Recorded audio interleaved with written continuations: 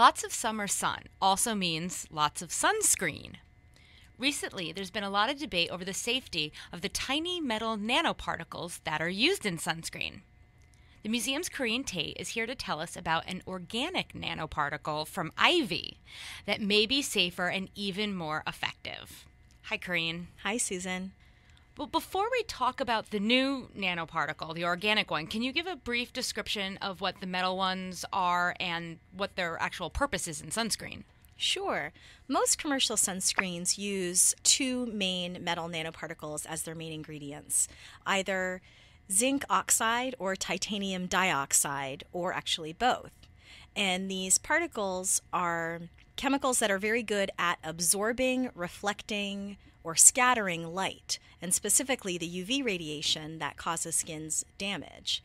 So these chemicals have been used in sunscreens for a while, but they left a really telltale white tinge on the skin. They didn't rub in really well. But in the 90s, they started using smaller versions of those particles, these nano-sized particles, and these are virtually invisible when you rub them in. So since the 90s, most sunscreens on the market use some combination of these nanoparticles.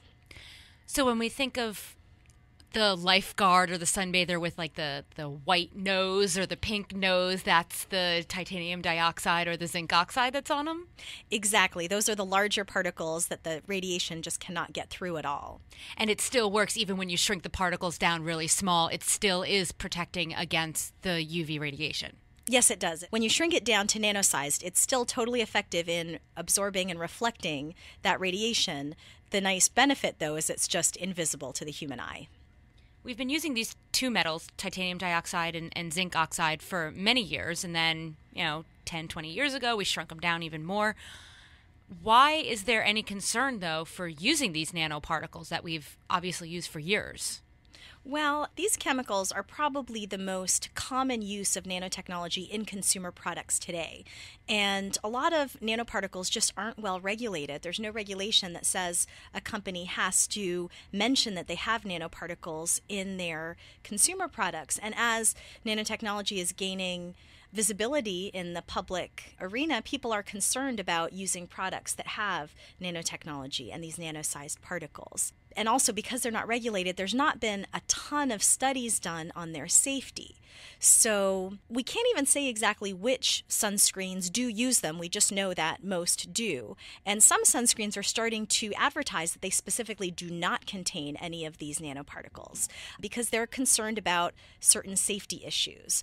And those are, we don't know the effect of nanoparticles on the body. Preliminary studies have certainly been done, and it seems to be safe when you rub it on your skin, that nanoparticles don't really get absorbed deep enough to impact living cells. But there are some studies actually that show some concern over nanoparticles being inhaled or ingested.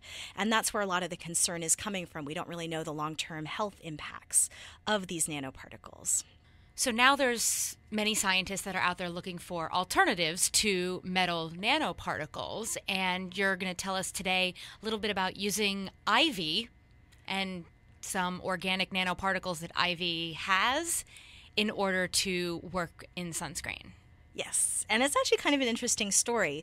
A scientist, a biomedical engineer at the University of Tennessee by the name of Ming-Jung Chung, was in his backyard playing with his kid and was looking at the ivy that he had crawling all over the fences. And he started to wonder what it was about this ivy that helped it cling so strongly to surfaces. And that kind of led him in his research to study the secretions of ivy and specifically the tiny nano-sized particles that are in those secretions. So then how does someone get from sticky ivy sticking to something, but then actually realizing that it has something to do with UV radiation?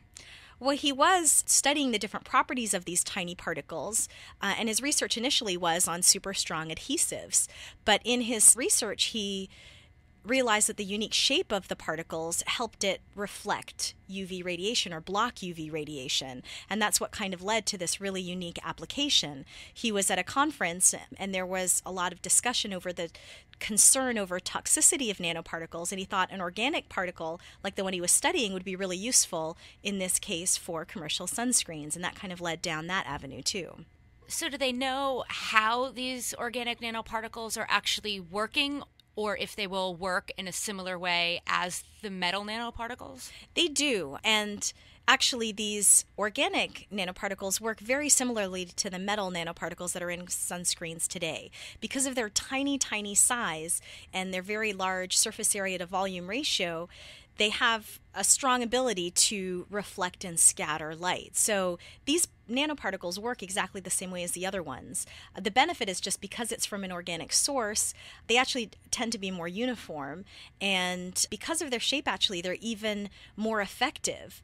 The scientists realized that actually it could block UV radiation 4 times better than the metal nanoparticles that we're using in sunscreens today. So it could even be more effective. So not only safer, but also more effective. Yes, and because it's from an organic source, it is biodegradable.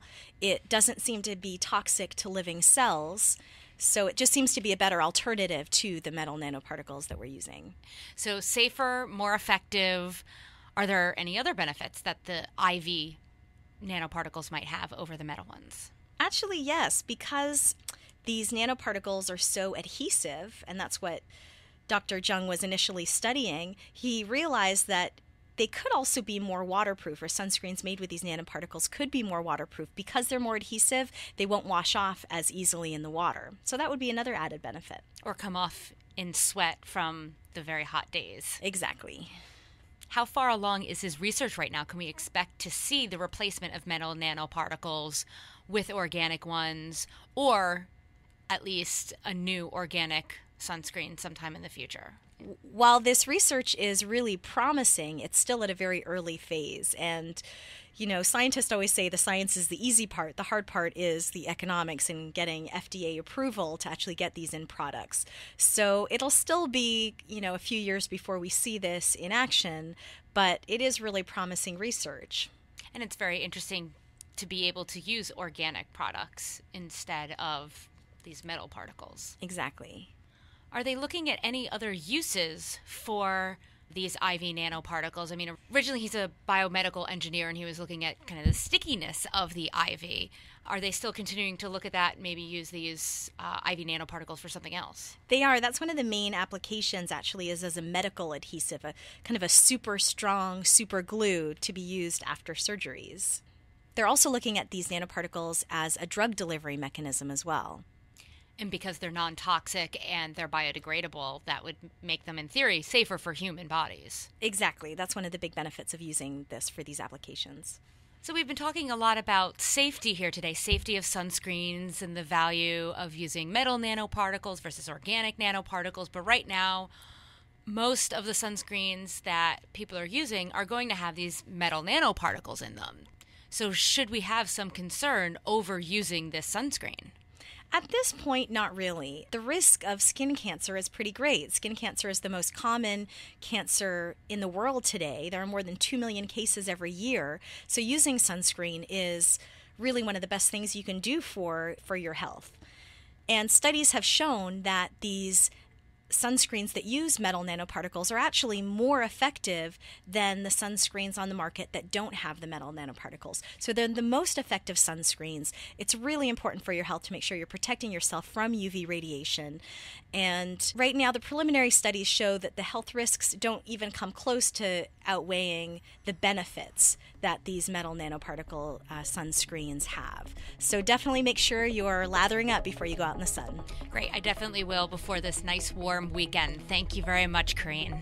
Thank you, Susan.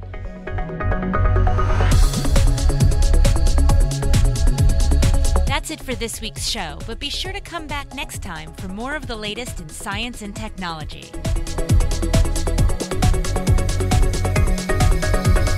This podcast is a production of Current Science and Technology at the Museum of Science in Boston, part of the Boston community for over 175 years.